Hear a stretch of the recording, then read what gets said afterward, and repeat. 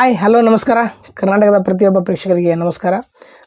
ಇದೇ ವಾರ ತೆರೆ ಕಂಡ ಆರಾಮ ಅರವಿಂದ ಸ್ವಾಮಿ ಮತ್ತು ಮರ್ಯಾದೆ ಪ್ರಶ್ನೆ ಎರಡೂ ಚಲನಚಿತ್ರ ಬ್ಲಾಕ್ ಬಸ್ಟರ್ ಆಗ್ತಾ ಇದೆ. ತುಂಬ ಒಳ್ಳೆಯ ರೆಸ್ಪಾನ್ಸ್ ಪಡೀತಾ ಇದೆ. ಅದರಲ್ಲೂ ಆರಾಮ ಅರವಿಂದ ಸ್ವಾಮಿ ಫಿಲಮ್ ಮಾತ್ರ ತುಂಬ ಅದ್ಭುತವಾಗಿದೆ. ಯಾರು ಮಿಸ್ ಮಾಡಿಲ್ಲ ಅಂತ ಅಂದ್ಕೊತೀನಿ, ಯಾಕಂದರೆ ತುಂಬ ಚೆನ್ನಾಗಿದೆ. ಪಕ್ಕಾ ಫ್ಯಾಮಿಲಿ ಮೂವಿ, ತುಂಬ ಅದ್ಭುತವಾಗಿದೆ. ಎಲ್ಲರೂ ನೋಡಿದರೆ ಅಂತ ಅಂದ್ಕೊಳ್ತೀನಿ. ಮತ್ತು ಹಾಗೆ ಇದೇ ವಾರ ತೆರೆ ಕಾಣುವ ಜಲಂಧರ ಮೂವಿ ಬಗ್ಗೆ ಹೇಳಬೇಕಂತ ನಾನು ಬಂದಿದ್ದೀನಿ. ಜಲಂಧರ್ ಮೂವಿಯಲ್ಲಿ ಪ್ರಮೋದ್ ಶೆಟ್ಟಿ ಅವರು ಲೀಡ್ ಆ್ಯಕ್ಟರಾಗಿ ಮಾಡ್ತಿದ್ದಾರೆ. ಜಲಂಧರ್ ಚಿತ್ರಕ್ಕೆ ಋಷಿಕಾ ರಾಜ್ ಅವರು ಹೀರೋನಿಯಾಗಿ ಆ್ಯಕ್ಟಿಂಗ್ ಮಾಡ್ತಿದ್ದಾರೆ. ಪ್ರಮೋದ್ ಶೆಟ್ಟಿ ಅವರ ಆ್ಯಕ್ಟಿಂಗ್ ಬಗ್ಗೆ ಬೇರೆ ಮಾತಿಲ್ಲ. ಯಾಕಪ್ಪ ಅಂದರೆ ಜಲಂಧರ್ ಸಿನಿಮಾ ಬಂದುಬಿಟ್ಟು ಈ ಚಿತ್ರದ ಪ್ಲಾಟ್ ಅಂದರೆ ಒನ್ ಲೈನ್ ಸ್ಟೋರಿ ಬಂದುಬಿಟ್ಟು ನನಗೆ ಅಂದಾಜು ಮಟ್ಟಿಗೆ ಪೊಲೀಸ್ ಅಧಿಕಾರಿಯಾಗಿ ಕಾಣಿಸ್ಕೊತಿದ್ದಾರೆ ಪ್ರಮೋದ್ ಶೆಟ್ಟಿ ಅವರು. ಒಂದು ಕ್ರೈಮ್ ಆಗಲಿ ಒಂದು ಇದು ಆಗಲಿ ಒಂದು ಇನ್ವೆಸ್ಟಿಗೇಷನ್ ಆಫೀಸರ್ ಆಗಿ ಕಾಣ್ತಿದ್ದಾರೆ ಪ್ರಮೋದ್ ಶೆಟ್ಟಿ ಅವರು.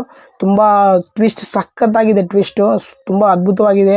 ಜಲಂಧರ್ ಸಿನಿಮಾ ಟೈಟಲೇ ಸೂಪರ್ ಆಗಿದೆ. ಮತ್ತು ಈ ಚಿತ್ರಕ್ಕೆ ಸಾಕಷ್ಟು ಮಿಕ್ಸ್ ಮಸಾಲ ಮಾಡಿದ್ದಾರೆ. ಈ ಚಿತ್ರ ಸಖತ್ತಾಗಿದೆ. ತುಂಬ ಸಸ್ಪೆನ್ಸ್, ಯಾರು ಸಸ್ಪೆನ್ಸು ಥ್ರಿಲ್ಲರ್ ಫಿಲ್ಮ್ ನೋಡ್ತಿರಲ್ಲ ಅವರಿಗೆ ಈ ಚಿತ್ರ ಮಾತ್ರ ಬಾಡ್ ಊಟನೇ ಅಂತ ಅನ್ಕೋತೀನಿ. ಯಾಕಂದರೆ ತುಂಬ ಅದ್ಭುತವಾಗಿ ಮೂಡಿ ಬಂದಿದೆ. ಈ ಚಿತ್ರಕ್ಕೆ ಡೈರೆಕ್ಟರ್ ಮಾಡ್ತಿರೋದು ವಿಷ್ಣು ಪ್ರಸನ್ನ. ಜಲಂಧರ್ ಚಿತ್ರಕ್ಕೆ ಡೈರೆಕ್ಟ್ ಮಾಡ್ತಿರೋದು ವಿಷ್ಣು ಪ್ರಸನ್ನ ಅವರು ಒಂದು ಸ್ವಲ್ಪ ಡಿಫ್ರೆಂಟ್ ಆಗಿರೋ ಒಂದು ಮೂವಿನ ತೊಗೊಂಡು ಬಂದಿದ್ದಾರೆ. ಜಲಂಧರ್ ಚಿತ್ರ ಒಂದು ಪ್ರಾಕ್ಟಿಕಲ್ ಅಂದರೆ ಒಂದು ಪ್ರಯೋಗಾತ್ಮಕ ಫಿಲ್ಮ್ ಅಂತಲೇ ಹೇಳ್ಬೋದು.